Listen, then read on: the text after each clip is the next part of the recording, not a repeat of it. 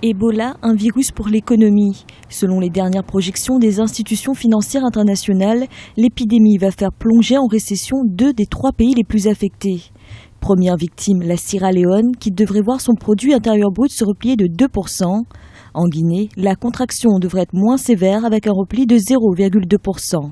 Il y a un ralentissement des activités économiques, le transport, le commerce, les investissements.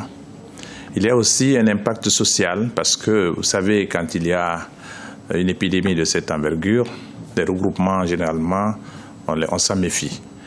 Et aussi les déplacements de personnes. Donc l'impact de Ebola est socio-économique. Paradoxalement, le Libéria, qui déplore le plus grand nombre de décès dus au virus, s'en sort légèrement mieux que ses voisins au niveau économique. Le pays bénéficie d'une forme de regain d'activité en raison des progrès enregistrés dans la lutte contre l'épidémie. Ainsi, le produit intérieur brut devrait progresser de 4%. Nous surveillons l'inflation. Jusqu'à présent, cela n'a pas été mauvais, mais nous sommes préoccupés par le problème de la nourriture à l'OFA, où les gens sont mis en quarantaine et les principaux marchés restent fermés. Nous nous préparons à la thésaurisation, car les gens vont accumuler de l'argent et ne pas le dépenser dans les zones urbaines, ce qui pourrait faire augmenter les prix alimentaires. En octobre dernier, les perspectives de 2015 semblaient encore prometteuses pour la Guinée et surtout pour la Sierra Leone.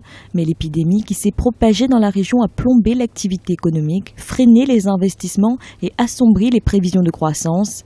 Il faut dire que pour enrayer la propagation du virus, les pays touchés ont dû réduire leurs investissements publics à hauteur de 160 millions de dollars.